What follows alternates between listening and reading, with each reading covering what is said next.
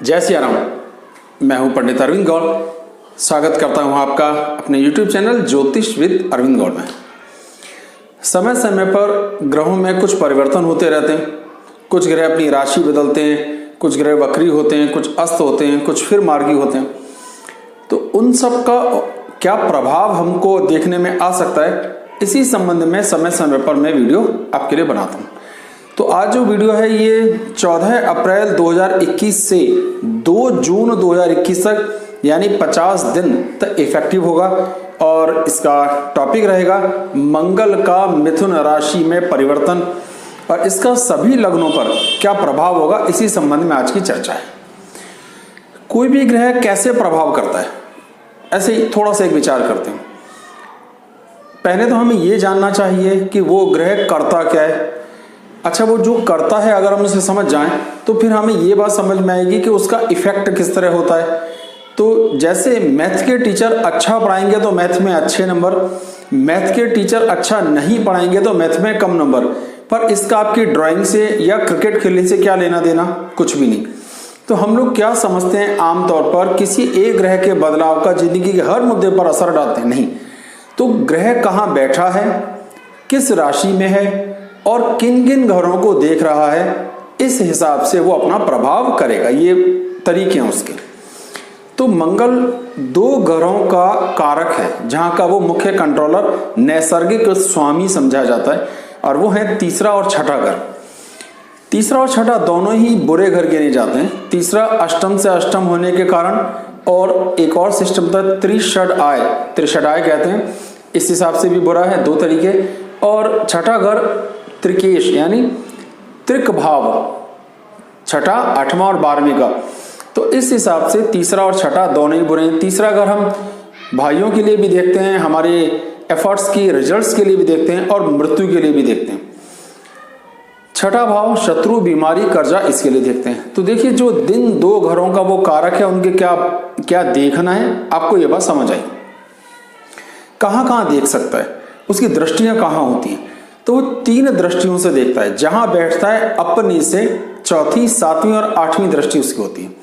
चौथी, 7वीं और 8वीं, इन 3 दृष्टियों से वो देख करके प्रभाव डालता है, यानी अपने घर से चौथे, 8वें और मतलब 7वें भी। तो इसका जो असर आएगा, एक तो तरीका हो गया कहाँ बैठा है, कहाँ कहाँ देख रहा है, किन भाव का कारक है। इसके अलावा एक्चुअली क्या करता है, तो ये सेनापति है, सैनिक है, जोश है, खून है, ताकत है, सामर्थ्य है, लड़ने की ताकत है, हमारे तेज है, ओज है, इतनी चीजों को मोटे तौर पर देखता है।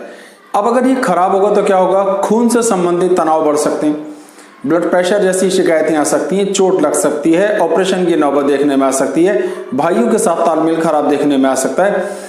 अलावा इसके कोर्ट कचहरी, कानून, मुकदमे, ये सब देखने में भी आ सकते हैं। तो वो सब चीजें जो कानून से हैं, वो सब चीजें जो खून से संबंधित हैं, भाई से संबंधित हैं, कर्जे से संबंधित हैं, लॉसेस से संबंधित हैं, उन सब में दिक्कतें आएंगी। तो हमने मोटे तौर पर क्या जाना कि प्रभाव कहाँ डालेगा, किस किस घर को देखता है तो प्रभाव डालेगा। अच्छे घर में बैठ के देखेगा तो अच्छा प्रभाव, बुरे घर में बैठ के देखेगा तो बुरा प्रभाव। यहां तक साधारण बात है।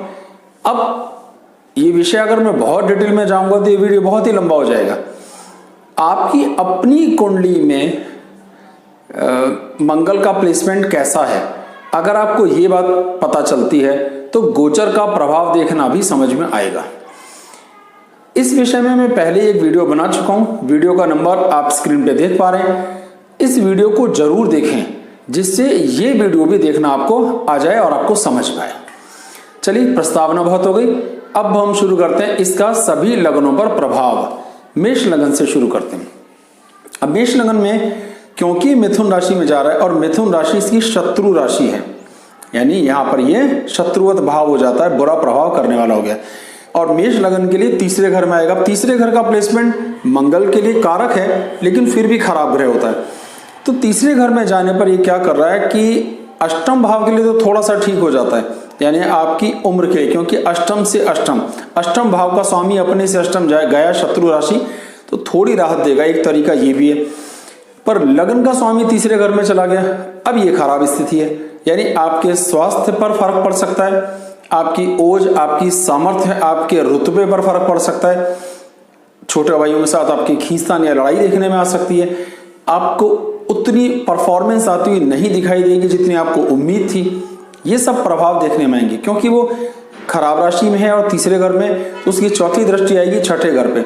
छठे घर पर शत्रु दृष्टि, तो एक क्या प्रभाव आएगा इसका कि वो शत्रुओं के साथ आपके तालमेल बिगाड़ेगा, यानी शत्रुता बढ़ेगी, लोग आपके थोड़े से खिलाफ होंगे, कर्ज लेने की स्थिति देखने में आ सकती है, व्यापार को चलाने में दिक्कत देखने में आ सकती है, कर्जा ले लिया तो उसे चुकाने में बहुत दिक्कत आ रही है। ऐसे सारे काम जिसे हम शेयर बाजार या कमीशन, ब्याज, लेन देन में लाइजनिंग वर्क्स कहते हैं, उन सब लोगों को दिक्कत आएगी क्योंकि मंगल इन सब कामों को संभालता है। सारा इलेक्ट्रिकल, इलेक्ट्रॉनिक्स के काम को मंगल संभालता है, तो ये प्रभाव भी सब देखने में आएंगे। तो मेष में हम बात कर रहे थे, मेष लगन के लिए तीसरे घर में बैठा तो भाइयों के साथ तालमेल बिगड़ा, आपकी अपनी परफॉर्मेंस कम आती हुई दिखाई देगी, शत्रुओं के साथ तालमेल बिगड़ेंगे यानी और उनका प्रभाव बढ़ेगा, कर्ज बढ़ सकता है, थोड़ी बीमारी बढ़ सकती है, चोट लगने की संभावना भी बढ़ सकती है। अब इसका जो एक इफेक्ट आएगा वो पिता के घर पर मित्र दृष्टि है। पिता और भाग्य से संबंधित मुद्दों पर थोड़ी सी राहत आएगी, लेकिन वाद विवाद, थोड़ी बहस होने की संभावना देखने में आ सकती है और अपनी उच्च दृष्टि से दशम भाव को देखेगा। तो इस सब खिचड़ी झंझट के बाद भी आपके स्टेटस को इंप्रूव करने का प्रयास कर सकता है।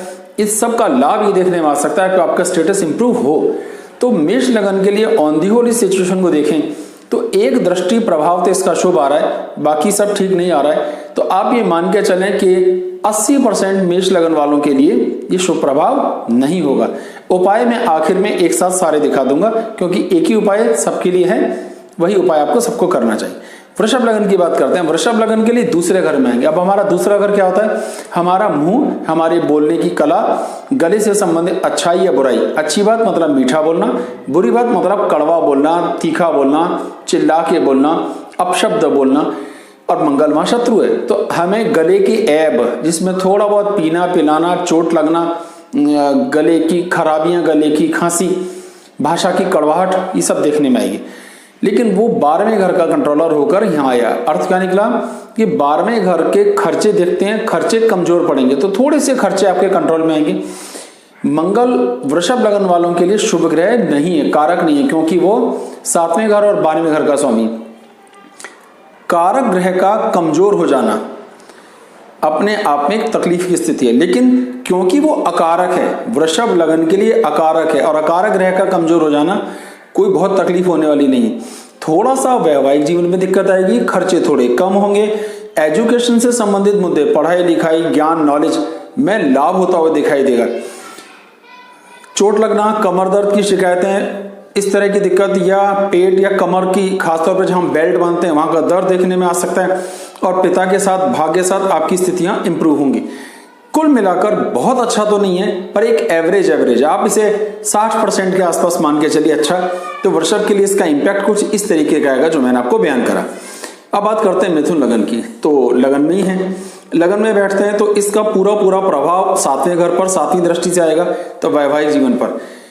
साधारण कुंडली होती तो हम इसे मंगलिक कहते हैं, क्योंकि साहब आपका तो मंगल लगन में, तो कहीं ना कहीं मंगल के लगन में आने से आपके स्वभाव में गुस्सा, कटुता, शॉर्ट टेम्पर्ड जिसे हम कहते हैं, अतिशीघ्र गुस्सा करना, सुखों के घर पर चौथी दृष्टि डालेगा तो माँ के साथ तालमेल की दिक्कतें आएंगी, मकान की, वाहन की दिक्कतें आएंगी, हायर एजुकेशन की दिक्कत आएंगी, पढ़ने में कंसंट्रेशन डाइवर्ट होता हुआ दिखाई देगा। साथ ही अगर ऐसी कुछ यात्राओं के लिए प्लान कर रहे हैं जिनमें जैसे बिजनेस ट्रिप्स जिसे कहते हैं, तो ये मान के चलिए कि उनके रिजल्ट थोड़े से मुश्किलें आने। अष्टम दृष्टि अष्टम भाव पर पड़ रही है, 8वें घर पे, और वहां मकर राशि है तो वहां अपनी उच्च दृष्टि है। तो कहीं ना कहीं धन संग्रह बढ़ सकता है, पर अपनी सेहत खराब होगी, वैवाहिक जीवन में दिक्कत आएगी, घर में तनाव आएंगे, मकान वाहन से संबंधित समस्याएं, माता जी के स्वास्थ्य को भी समस्या देखने में आ सकती है, अपना कंसंट्रेशन डाइवर्ट होगा। सीधे सीधे मिथुन वालों के लिए अच्छा नहीं है। सिर्फ इनकम इंप्रूव होगी जिसके कारण धन संग्रह बढ़ेगा। आप इसे आधा अच्छा आधा खराब ले लें, यानी 50% अच्छा समझ दीजिए। कर्क लगन की बात करते हैं। अब कर्क लगन के लिए मंगल केंद्र त्रिकोण राजयोग बनाता है तो बहुत अच्छी स्थिति, पर गोचर में 12वें घर में चला गया, तो बहुत शुभ फल मिलने की उम्मीद नहीं है। संतान की तरफ से भी दिक्कत देखने में आएगी, स्टेटस की तरफ से भी दिक्कत देखने में आएगी। अब छठे घर का स्वामी अपने से 10 में, तो शत्रुओं का प्रभाव बढ़ता हुआ दिखाई देगा। आपके जो अपोनेंट हैं, जो आपको विरोध करते हैं, उनका प्रभाव बढ़ेगा। कहीं ना कहीं कुछ कर्ज की स्थितियां बढ़ेंगी, कुछ तनाव बढ़ेगा, कुछ कानूनी दिक्कत आएंगी, इलाज में भी कुछ पैसे खर्च होंगे, भागदौड़ में पैसे खर्च होंगे। तो कर्क के लिए ईमानदारी से खराब है। वैवाहिक जीवन पर भी थोड़ा दबाव आएगा, बहुत खराब तो नहीं है पर आएगा। तो मेरी तरफ से मान के चलें कि कर्क वालों के लिए ये गोचर का प्रभाव जो मंगल का है शुभ आता हुआ बिल्कुल नहीं दिखाई देता। सिंह लगन की बात करते हैं। सिंह लगन के लिए भी ये केंद्र त्रिकोण राजयोग बनाता है। कैसे कि एक केंद्र यानी चौथे घर वृश्चिक राशि बैठी है, त्रिकोण 9वें घर में मेष राशि, तो इसे केंद्र त्रिकोण राजयोग कहते हैं। ये डेफिनेशन भी लगातार क्लियर हो गई। राजयोग बनाता है और 11वें घर में बैठता है। 11वां घर वैसे तो आमदनी के लिए है, अच्छा घर है, पापी ग्रह विशेष तौर पर शुभ फल देते हैं। तो संतान से संबंधित, ज्ञान से संबंधित, पढ़ाई लिखाई से संबंधित लाभ होगा। अगर आप एग्जाम दे रहे हैं तो आपका एग्जाम्स की रिजल्ट आने की उम्मीदें बढ़ेंगी। अगर आपको संतान होने वाली है तो पुत्र संतान पैदा होने की संभावनाएं इस दौरान ज्यादा हो सकती हैं। ये बातें तो पढ़ाई के लिए अच्छी है, संतान के लिए अच्छी है, संतान की एजुकेशन के लिए अच्छी है, संतान की प्राप्ति के लिए अच्छी है। यहां तक तो सब ठीक ही ठीक है। चौथी दृष्टि पड़ी भाषा के घर पर, तो भाषा की कटुता बढ़ेगी, कुटुंब के साथ तालमेल की दिक्कतें बढ़ेंगी, पैतृक संपत्ति मिलने की अगर उम्मीद है तो उसमें थोड़ा डिलेज होंगे, दिक्कतें आएंगी।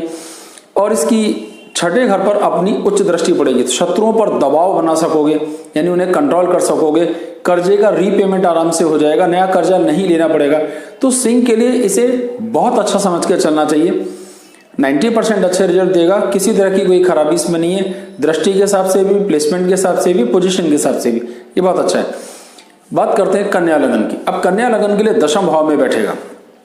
अब यहाँ ये 2 खराब घरों का मालिक है, एक तीसरे और एक 8वें, जो अच्छी स्थितियां नहीं है, और फिर शत्रु राशि।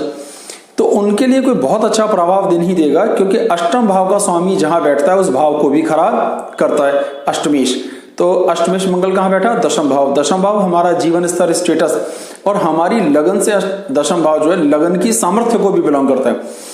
तो सेहत को भी दिक्कत देगा, व्यक्तित्व को दिक्कत देगा, हमारी इमेज को समस्या देगा, स्टेटस को समस्या होगी, माँ बाप के साथ तालमेल, खासतौर पर माँ के साथ तालमेल को लेकर दिक्कतें, पिता से भी थोड़ी बहुत देखने में आ सकती हैं। सिर्फ संतान से संबंधित मुद्दे पर थोड़ा लाभ यहाँ हो सकता है, उतनी तकलीफ नहीं आएगी। तो ले देकर अगर फायदा है तो थोड़ा सा, बहुत अधिक लाभ नहीं है। शत्रु पक्ष का लाभ, एक नुकसान ये हो रहा है कि आपको अपनी मेहनत का फल मिलता हुआ नहीं दिखाई देगा।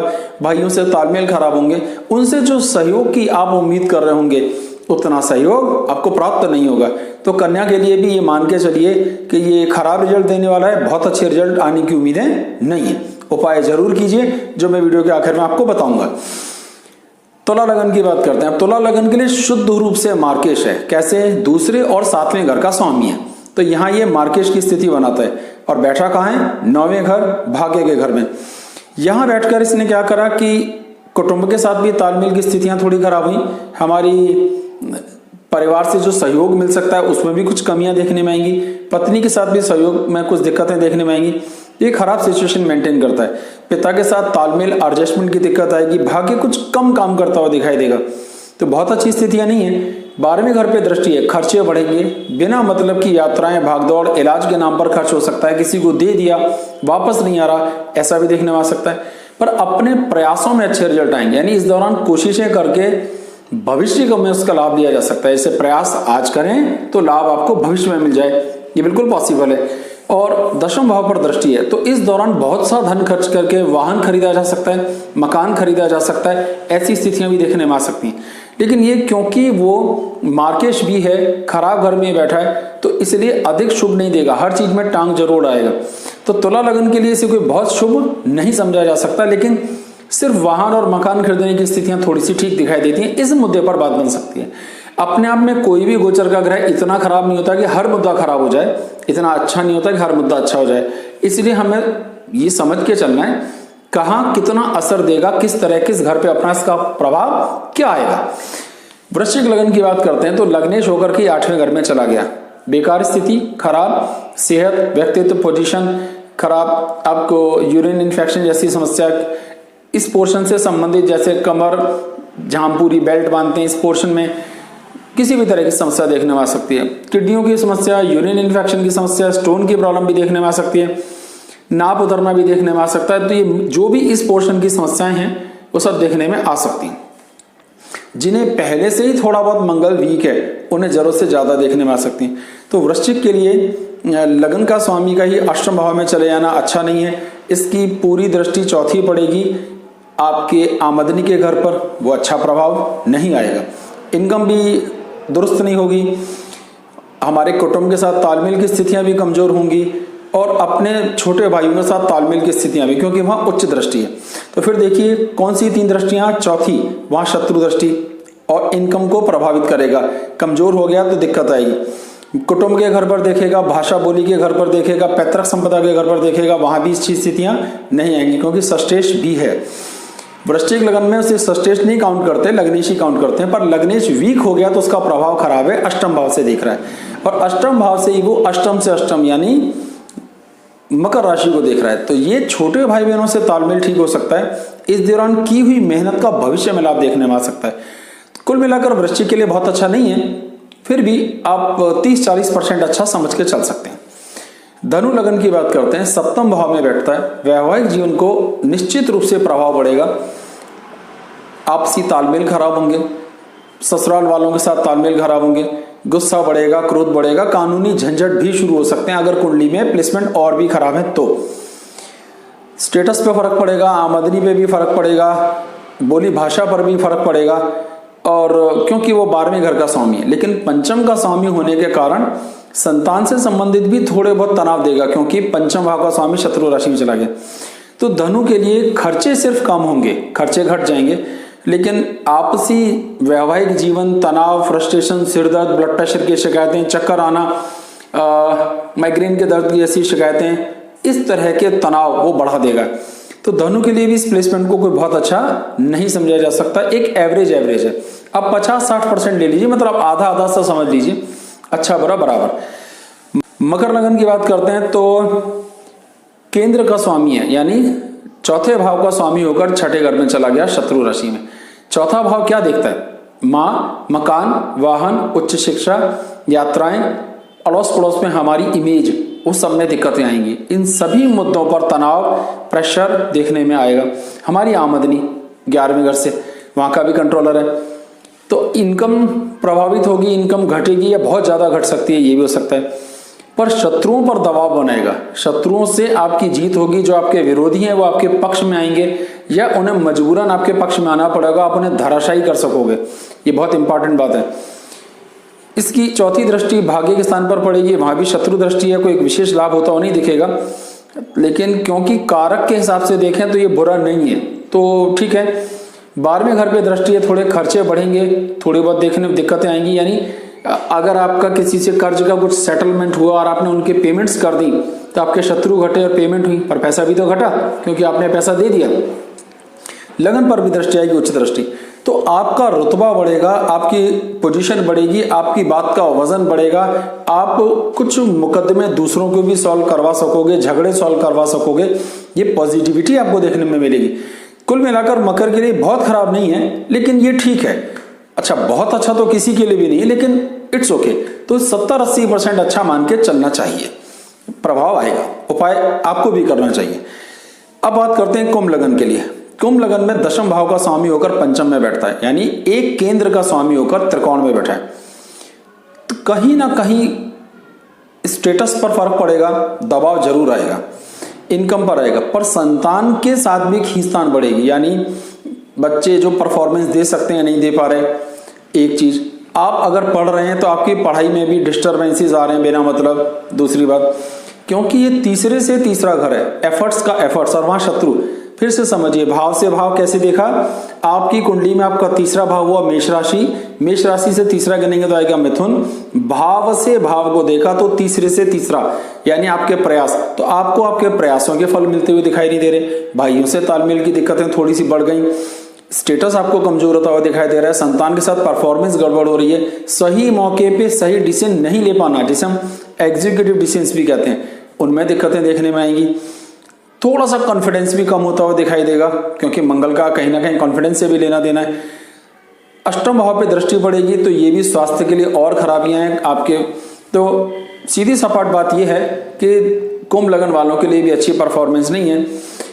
अपनी उच्च दृष्टि से 12वें घर को देख रहा है तो खर्चे बिना मतलब बढ़ जाएंगे। तो कहीं ना कहीं ये खराब स्थिति है। कुंभ वालों को उपाय पे ध्यान देना चाहिए। 20-25% से ज्यादा अच्छी स्थिति नहीं है। अब बात करते हैं मीन लगन, जो हमारी आखिरी लगन है। मीन लगन की स्थिति क्या है? देखिए कि वो चौथे घर में बैठता है अपनी शत्रु राशि और भाग्य का स्वामी होकर के बैठा है। तो भाग्य के स्वामी का शत्रु राशि में जाने से थोड़ा सा नुकसान ये हुआ कि भाग्य उतना प्रबल नहीं रहेगा जितना हम उम्मीद कर रहे हैं।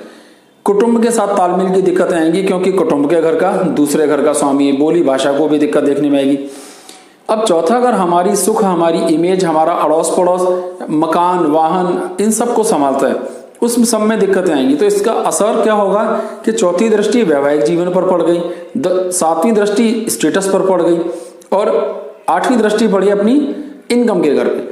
तो सिर्फ इसकी 8वीं दृष्टि वाला प्रभाव तो अच्छा दिखाई देगा क्योंकि चौथे घर में गोचर में जाते वाले ग्रह भी बहुत अच्छा परफॉर्मेंस नहीं देते। तो ये खराबियां बहुत ज्यादा दे रहा है। लेकिन इसकी एक दृष्टि का सुफल मिलेगा।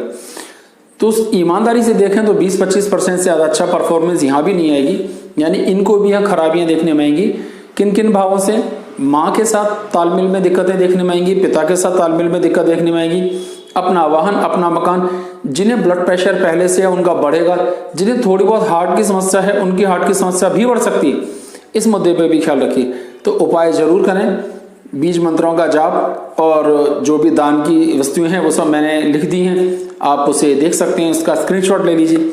तो इस सावधानियां बरतने से आपको लाभ होगा। फिर से एक बात दोबारा बता देता हूं कि एक वीडियो जिसमें ये बताने का मैंने सिखाने की कोशिश की कि कैसे आप अपनी जन्म कुंडली में देखें कि आपका मंगल शुभ है या अशुभ। पहले उससे अपने मंगल की जांच कर लें अपनी कुंडली में। उस अकॉर्डेंस में जब अगर वो परफॉर्मेंस आपको क्लियर हो जाए तब आप आज के वीडियो को मिलाएं और दोनों को मिला करके जब आप देखोगे तो एक्चुअल सिचुएशन आपको क्लियर होगी। वीडियो नंबर स्क्रीन पे मैंने फ्लैश कर दिया है। तो कैसा लगा आपको आज का ये एपिसोड? कुछ नया सीखने को मिला या नहीं? ये सारा चीज लग्नों पे मैंने आपको बताई है। आप राशि से भी देख सकते हैं, लेकिन ऐसा मेरा एक्सपीरियंस है कि लग्नों से ही इसकी परफॉर्मेंस ज्यादा अच्छी आती है। भृगु संहिता के हिसाब से यही एक विचार है जो मैंने आपके सामने रखा। हमारे वीडियो को लाइक कीजिए, आगे शेयर कीजिए, चैनल को सब्सक्राइब कीजिए। आप अपनी जन्म कुंडली दिखाने के संबंध में या कुछ पूछने के संबंध में मिलना चाहें या बात करना चाहें तो मेरा व्हाट्सएप नंबर स्क्रीन पे फ्लैश हो रहा है, संपर्क कर सकते हैं। फीस कैसे और कितनी देनी है वो आपको मैसेज तुरंत दे दिया जाएगा। उसी हिसाब से आगे का कार्यक्रम निर्धारित कर लेंगे। कुछ सवाल आपके मन में है जो आप पूछना चाहते हैं, मुझसे जितना संभव होगा मैं अपनी जानकारी के आधार पर उनका उत्तर देने का प्रयास करूंगा और समय मिलने पर जरूर दूंगा। बहुत बहुत धन्यवाद। जय सिया राम।